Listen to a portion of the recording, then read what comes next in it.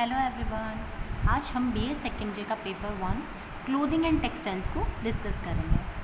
Previous lecture में हमने animal fibre वुल के बारे में बात की थी कि वुल की हिस्ट्री क्या है और कैसे इसके बारे में पहचाना गया, कहाँ पर इसका सबसे ज़्यादा प्रोडक्शन होता है ना। आज हम बात करेंगे सोर्सेस ऑफ वुल कि हम ऊन कहाँ से प्राप्त करते हैं। ठीक है, तो देखिए ऊन जो होती है इसकी प्राप्ति जानवरों से की जाती है ना, एनिमल्स से हम इसे प्राप्त करते हैं। ठीक है, अब देखिए एनिमल की कैसी नस्ल है, कैसा उसको डाइट दिया जाता है, कैसा उसका हेल्थ है, कैसे उसकी देख रेख की जाती है, कैसे उसको पाला गया है, वहाँ की क्लाइमेटिक कंडीशंस कैसी हैं, इन सब के ऊपर जो एनिमल वुल होती है ना वो उसका फ़र्क पड़ता है। ठीक है, फ़र्क पड़ता है का मतलब ये वुल जो होती है वो उसी क्वालिटी की होती है। जितना अच्छा डाइट होगा, अच्छी नस्ल होगी, देख रेख अच्छी है, क्लाइमेटिक कंडीशन अच्छी है, तो वुल की क्वालिटी एक्सीलेंट होगी। ठीक है, लेकिन अगर वहाँ की क्लाइमेटिक कंडीशन अच्छी नहीं है, उसको खाने पीने को अच्छा नहीं दिया गया, देख रेख अच्छी नहीं हुई है ना, तो क्या होता है जो इन्फीरियर क्वालिटी की जो वुल होती है वो उससे हमें प्राप्त होती है।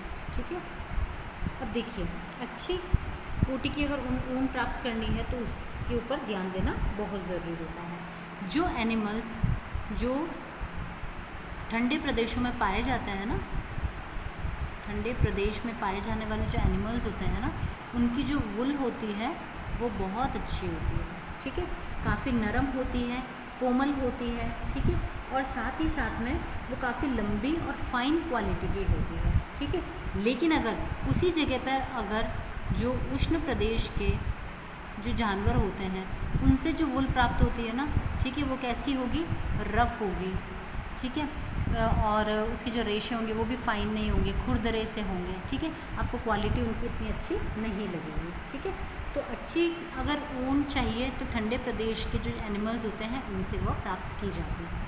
ठीक है, देखिए जो मुख्यतः हमें जो ऊन होती है ना वो किससे प्राप्त होती है, भेड़ से हमें प्राप्त होती है। ये इसकी प्राप्ति का खास सोर्स होता है। ठीक है, लेकिन कुछ और ऐसे जानवर होते हैं जिनके थ्रू भी हम वुल प्राप्त करते हैं। ठीक है, इसके अलावा जैसे कि हो गई खरगोश हो गया, बकरी है, ऊँट होता है ना, इनके द्वारा जो हिरण होते हैं इनसे भी प्राप्त की जाती है। ठीक है, कुछ विशेष प्रकार की लोमड़ियाँ होती हैं जिनसे भी प्राप्त की जाती है। तो ऐसे बहुत सारे जानवर हैं जिनकी ऊन को या जिनके रेशों को या बालों को लिया जाता है। ठीक है, अब देखिए एक विक्यूना नाम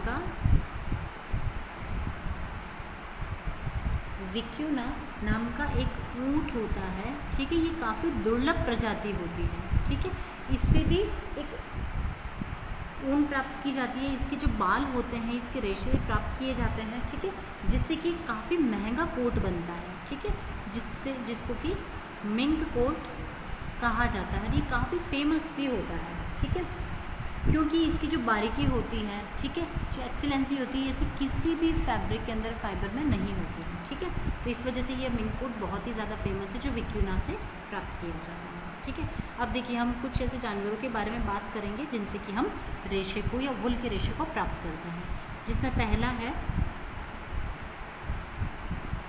अंगोरा गोट, इसे अंगोरा बकरी कहते हैं। ठीक है, इसके जो बाल होते हैं ना उससे ऊन का रेशा प्राप्त किया जाता है। ठीक है, और जिसको मोहेयर के नाम से जाना जाता है ना। ये जो इसके बाल होते हैं काफ़ी सूक्ष्म से होते हैं, एकदम कोमल, लंबे और बहुत ही लश्चरस होते हैं, काफ़ी स्लिपरी और स्मूथ होते हैं ये। ठीक है, स्मूथ होते हैं, बहुत ही शाइनी होते हैं। ठीक है, तो इसकी वजह से क्या होता है, ये बहुत ही ज़्यादा अच्छा लगता है। ठीक है, इससे बहुत ही अच्छी क्वालिटी का कपड़ा बनता है। एक होती है काश्मीरी गोट। ठीक है, काश्मीरी बकरी भी इसे कहते हैं, है ना। इसके जो रेशे, इसके जो बाल प्राप्त किए जाते हैं उससे भी बहुत अच्छी क्वालिटी की हमारे को कपड़ा बनता है, बहुत ही अच्छी क्वालिटी का इससे रेशा प्राप्त होता है। ठीक है, एक होता है अगला विक्यून। ठीक है, देखिए जैसे कि अभी हमने ऊपर ही बात करी कि विक्यूना जो होता है एक प्रकार का ऊँट की एक प्रजाति होती है। ठीक है, जिससे कि मिंक कोट बनता है इसके बालों से, है ना। इसका जो कलर होता है ना वो थोड़ा सा क्रीमिश या हल्का सा लाइट ब्राउनिश कलर होता है। ठीक है, क्रीम कलर से light brown kind of colour इसका होता है। ठीक है, इससे कि मिंक कोट बनता है। इसके जो भी रेशे होते हैं ना वो भी काफ़ी फाइन होते हैं, बहुत ही अच्छे होते हैं। ठीक है, और बहुत ही चमकदार और स्मूथ होते हैं, है ना, और बहुत लश्चरस भी होता है, तो ये बहुत ज़्यादा फेमस होता है। और इसका जो मिंक कोट बनता है वो भी काफ़ी महंगा भी होता है। अब हम अगला बात करेंगे, जानवर जो है वो है लामा। ठीक है, जो लामा होता है ना यह भी एक ऊँट की प्रजाति ही होती है। ठीक है, इससे भी अच्छी मात्रा में जो रेशा होता है वो प्राप्त किया जाता है इसके बालों से। ठीक है, जो काफ़ी घने होते हैं, बहुत ही मोटे होते हैं, है ना, तो बहुत ही सुंदर होते हैं, बहुत ही लश्चरस होते हैं इसके बाल को। अगला आता है अंगोरा रैबिट। ठीक है, जिसे अंगोरा खरगोश कहा जाता है। जो अंगोरा खरगोश होता है ना इसके जो बाल होते हैं वो बहुत ही सुंदर होते हैं, है ना, और फ्रांस में और टर्की में तो इसकी कुछ विशेष जातियाँ होती है जिनको क्या किया जाता है, पाला जाता है, लोग घर में भी पालते हैं। ठीक है, इसके जो बाल होते हैं सफ़ेद, बहुत ही स्मूथ और बहुत मुलायम अच्छे होते हैं, रेशम जैसे दिखते हैं, है ना, बहुत चमक होती है इनके अंतर्गत, और इससे भी बहुत ही महंगा कपड़ा बनता है इसके बालों से। अगला है अल्पाका। ठीक है, यह भी लामा जैसा दिखने वाला ही जानवर होता है। ठीक है, अल्पाका, और इसके जो बाल होते हैं वो भी काफ़ी लंबे होते हैं और बहुत ही स्मूथ, और काफ़ी डेंसिटी बहुत अच्छी होती है इसके बालों की। ठीक है, तो इसके जो बाल होते हैं ना वो 10 से 12 इंचेस तक के लंबे होते हैं, तो उससे बहुत ही अच्छे कपड़े बन जाते हैं। ठीक है, और कोट्स भी बनाए जाते हैं इसके बालों का।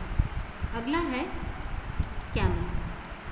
ठीक है, जो कैमल होता है ना, ठीक है, जो इसके भी बालों से बहुत अच्छा कपड़ा बनाया जाता है। ठीक है, अच्छा, इसमें क्या होते हैं कि टू हम्प्ड कैमल्स भी होते हैं। ठीक है, ये जो कैमल होते हैं ना इनके 2 ऊँट निकले होते हैं, इस तरीके से कहते हैं ना 2 कुबड़ जिसको कहते हो, ऐसी निकली हुई होती है, तो इसको बैक्ट्रियन ऊँट भी कहते हैं, है ना, और इसके बाल जो होते हैं उनसे भी ऊन बनाई जाती है।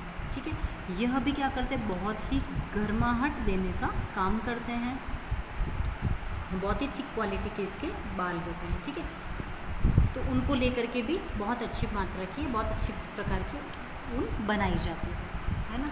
अब देखिए, ये तो थी कि हमें किस किस प्रकार के जानवर से कौन कौन सी ऊन हमें प्राप्त होती है। ठीक है, ये तो था प्राप्ति के साधन, सोर्सेस थे।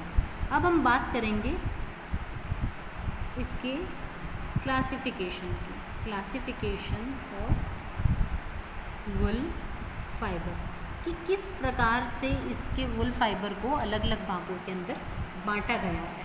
ठीक है, तो देखिए अगर हम पूरे वर्ल्ड की बात करें ना तो 40 से भी ज़्यादा हमारे पास ऊन की जो भेड़ें होती है ना इसकी हमारे पास में प्रजातियाँ होती है। ठीक है, इतनी प्रकार की है, क्रॉस ब्रीड से भी अगर बात करें तो वो तो बहुत ही ज़्यादा होती है। 40 से भी ज़्यादा आपके पास ऐसी भेड़ें हैं जिनसे अच्छी ऊन प्राप्त की जा सकती है। ठीक है, अब हमें पता है कि देखो ठंडे प्रदेश में रहेंगी उनकी ऊन बहुत ज़्यादा अच्छी होगी, और गर्म प्रदेशों में रहने वाले जो भी जानवर होंगे ना उनकी ऊन थोड़ी रफ टेक्सचर की होगी। ठीक है, कम लश्चर वाली होगी, है ना।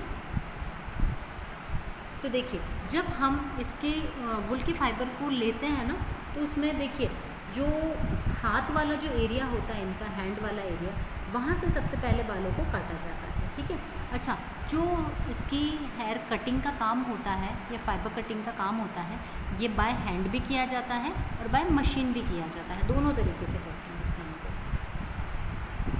ठीक है, और साथ ही साथ इसकी कैसी इसकी देख रेख की गई है, कैसे इसको डाइट दी गई है, इनके ऊपर भी यह निर्भर करता है कि उसका जो उनका फाइबर होगा वो किस प्रकार का होगा, है ना। तो देखिए सबसे पहली तो आती है लैम्स वुल, ठीक है, जिसको कहते हैं मेमने की ऊन, ठीक है। जो मेमना होता है, मेमना किसे कहते हैं, भेड़ के बच्चे को कहा जाता है, ठीक है। ये बच्चे जब 8 माह के होते हैं ना, 8 मंथ्स के, ठीक है, तो उस टाइम पर क्या होता है, इनकी जो पीठ वाला एरिया होता है, ठीक है, इसके अलावा इनकी गर्दन का जो एरिया होता है ना, यहाँ से बालों को लिया जाता है, जो कि सबसे अच्छी क्वालिटी के होते हैं, है ना।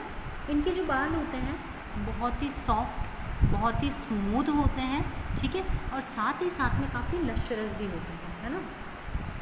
इनके दोनों सिरे अच्छे नुकीले से होते हैं ना, तो इसकी वजह से क्या होता है, इससे अच्छी मात्रा में या अच्छी प्रकार के हमको रेशे प्राप्त हो जाते हैं, ठीक है। तो देखिए, लेकिन इसमें प्रॉब्लम क्या होती है, क्योंकि ये लैम जो होते हैं बहुत ही छोटे होते हैं, 8 मंथ्स के, तो उसकी वजह से क्या होता है कि जो इनकी ऊन होती है ना, वो अच्छी मैच्योर नहीं होती है, ठीक है, और मैच्योर नहीं होगी तो वो ऊन जो होती है ना, बहुत ही जल्दी उसके रेशे टूट जाते हैं, ठीक है।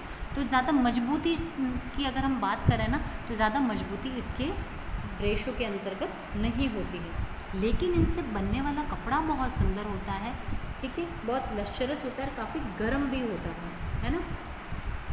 इसकी जो रेशे होते हैं, उनकी लेंथ होती है 1.1 to 5 इंचेस तक की इसकी लंबाई होती है, ठीक है।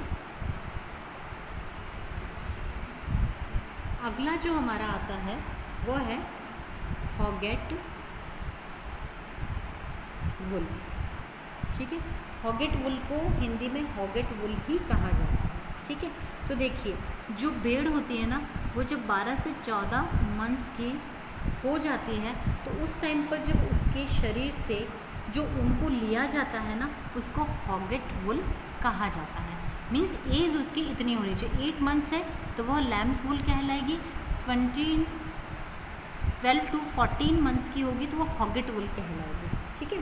तो देखो, इस जब तक ये वाली एज आ जाती है ना, तब तक वो थोड़ी सी मैच्योर हो जाती है, ठीक है।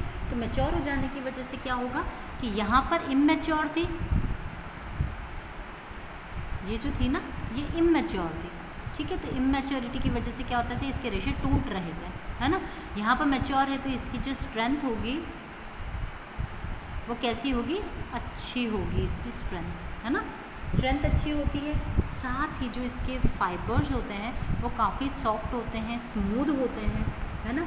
और उनसे जो बनने वाला कपड़ा होता है वो भी बहुत ही अच्छा और मुलायम होता है, ठीक है। काफ़ी बारीक भी होते हैं इसके रेशे। इनके अंदर जो लचक की बात करते हैं हम, फ्लेक्सिबिलिटी, रेजिलियंसी बहुत अच्छी होती है, और ये भी पॉइंटेड होते हैं, इसके जो दोनों एंड्स होते हैं ना, वैसे काफ़ी पॉइंटेड होते हैं ये वाले रेशे भी, ठीक है। इसका जो ज़्यादातर इस्तेमाल होता है ना, जो देखिए हमने पढ़ा है कि एक तो वॉप और एक वेफ्ट, 2 टाइप की यार्न्स होते हैं, ठीक है। तो देखिए, जो वेफ्ट यार्न होता है ना, ये तो कम मजबूत भी चलता है, लेकिन वॉप यार्न हमेशा अच्छी स्ट्रेंथ वाला काम में लिया जाना ज़रूरी होता है।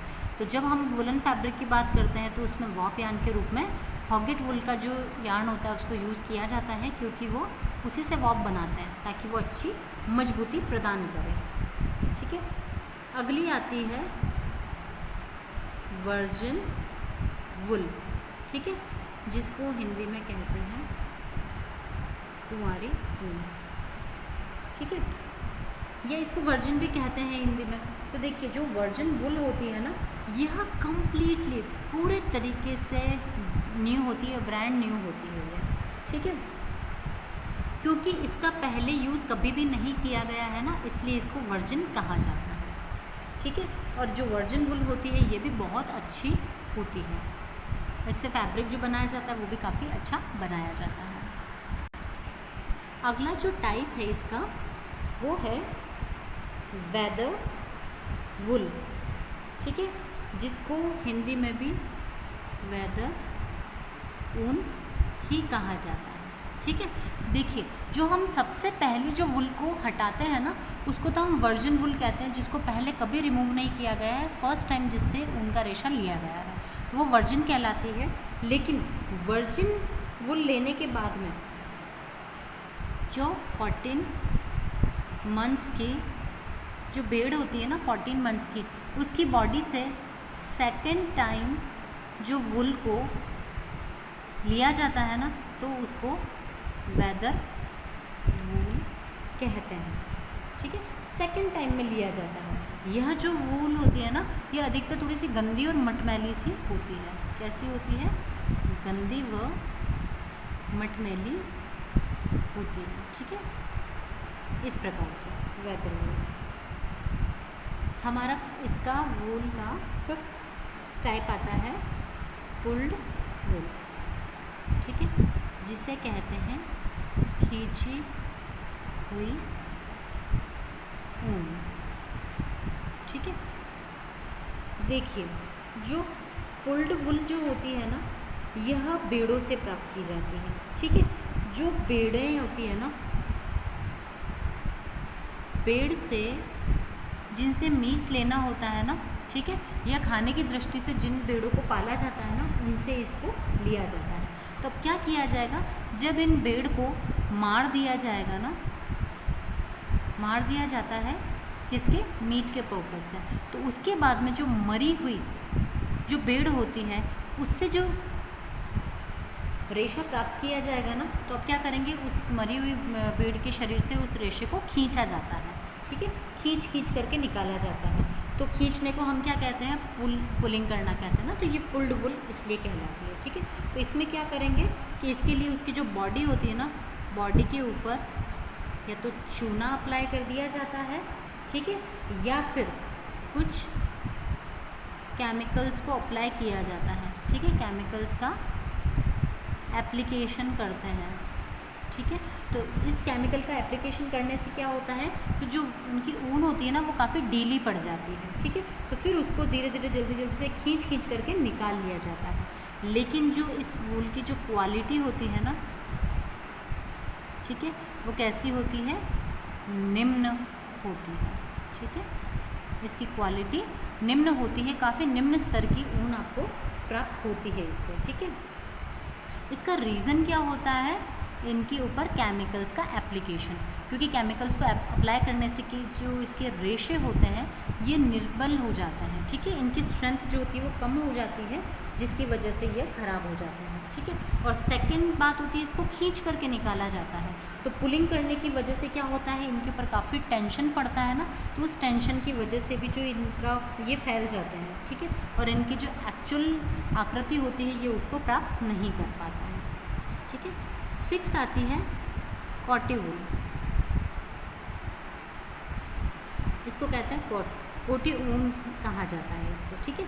अब देखिए, जो भेड़ होती है ना, उसका अगर अच्छी कंडीशन के अंदर अगर उसको पाला नहीं जाता है, उसे अच्छा खाना नहीं दिया जाए, तो जो निम्न क्वालिटी की जो ऊन होती है ना, वो प्राप्त होती है, ठीक है। और ये वाली ऊन कैसी होगी? कड़क होती है, गंदी होती है और पास में सटी हुई बहुत ही ब्रिटल टाइप की ऊन होती है, ठीक है। काफ़ी उलझे से इसके रेशे रहते हैं, जिसकी वजह से ये अच्छी कैटेगरी में नहीं कंसिडर होती है, ठीक है। तो क्योंकि इसे अच्छी कंडीशन में से नहीं प्राप्त किया गया है, तो इसकी जो क्वालिटी होगी वो भी उतनी ही इन्फीरियर होती है, ठीक है। इससे यूजुअली फेल्ट बनाया जाता है, या जिसे नमदा कहते हैं ना, इससे नमदे बनाया जाता है, ठीक है। अगला आता है हमारे टैगलॉक ऊन, ठीक है। इसे हिंदी में भी टैगलॉक ऊन ही कहते हैं। यह भी निम्न श्रेणी की ऊन होती है, ठीक है। इसकी भी जो क्वालिटी होती है ना, वो इन्फीरियर ही होती है, ठीक है। जो रेशे होते हैं वो काफ़ी टूटे हुए से होते हैं, ठीक है। और जिनका कलर बदरंग सा होता है, अजीब सा कलर होता है ना, जो कि मतलब दिखने में अच्छे नहीं लगते हैं, इस टाइप की ऊन ये होती है, ठीक है। इस वाली ऊन से क्या किया जाता है, जैसे कि कालीन है, ठीक है, दरियाँ होती है ना, ये इससे बना दी जाती है, ठीक है। तो इसमें क्या होता है, बहुत ज़्यादा अच्छी क्वालिटी नहीं हो तो भी कोई फ़र्क नहीं पड़ता है, और अगर कोई निम्न श्रेणी का या लो कैटेगरी का निम्न श्रेणी का वस्त्र बनाना हो ना, तो वहाँ पर ये काम आती है, ठीक है। अगली आती है हमारे पास में डेड वुल, जिसे कहा जाता है मृत ऊन। जो मरे हुए जानवर होता है ना, उनकी बॉडी से जो ऊन ली जाती है उसको डेड वूल कहते हैं, ठीक है। यह भी निम्न श्रेणी की होती है ना। तो इससे जो बना हुआ कपड़ा होगा वो भी निम्न श्रेणी का ही होता है, ठीक है। अब देखिए यहाँ पर आपको थोड़ा सा अलग लगेगा कि ये पुल्ड वूल में भी तो मरी हुई भेड़ से ही हमने ऊन ली थी और डेड में भी हम यही कर रहे हैं। तो देखिए यहाँ पर क्या होता है, क्योंकि इससे फूड प्राप्त करने या मीट को लेने के लिए इनको मारा जाता है, ठीक है। लेकिन जो डेड वूल जानवरों से प्राप्त की जाती है ना, वो जानवर किसी भी कारण से मर सकते हैं, ठीक है। या तो वो बीमार हो सकते हैं, या वो कोई दुर्घटना की वजह से हो सकती, कोई प्राकृतिक आपदा की वजह से मरे हों, है ना। तो इस किसी भी वजह से जो मरा हुआ जानवर होता है उसकी बॉडी से इसको प्रोक्योर किया जाता है, ठीक है। तो इनकी क्वालिटी भी अच्छी नहीं होती है, ये भी निम्न श्रेणी की ही ऊन होती है, ठीक है। अगला हमारा आता है कारपेट वूल, ठीक है, जिसे कि कालीन ऊन कहा जाता है, ठीक है। ये वाली जो ऊन होती है ना, ये थोड़ी सी कड़क होती है, खुरदरी सी होती है, ठीक है, और काफ़ी छोटे छोटे से इसके फाइबर्स होते हैं, ठीक है। इसको आप पहनने के लिए यूज़ नहीं कर सकते हैं, ठीक है, वेयर नहीं किया जा सकता है ऐसे ऊन के कपड़ों को, ठीक है, क्योंकि ये काफ़ी बहुत ज़्यादा इनका जो टेक्सचर होता है ना, वो कैसा होता है, रफ़ टेक्सचर इनका होता है, ठीक है, स्मूथ नहीं होते हैं इसलिए। तो इनका जो यूज़ होता है वो किस में, दरिया बनाने में किया जा सकता है, ठीक है, कालीन बनाने में, या फिर कुछ ऐसे रग्स बनाने में ही इनका यूज़ किया जाता है, ठीक है। इसीलिए इसको कारपेट वूल के नाम से जाना जाता है, ठीक है। तो देखिए आज के लेक्चर में हमने पढ़ा कि वूल को हम क्या क्या सोर्सेज हैं जहाँ से हम ऊन को प्राप्त करते हैं, और इन फाइबर्स का क्या क्लासिफिकेशन है, किस तरीके से हम प्राप्त करते हैं ना। तो प्राप्त करने की भी कौन कौन सी कैटेगरी होती है, ठीक है। तो उसके आधार पर इसको अलग अलग श्रेणियों में विभक्त किया गया है। आई होप आपको आज का लेक्चर अच्छे से समझ में आया होगा। अगले लेक्चर में मिलते हैं नए टॉपिक के साथ। Thank you.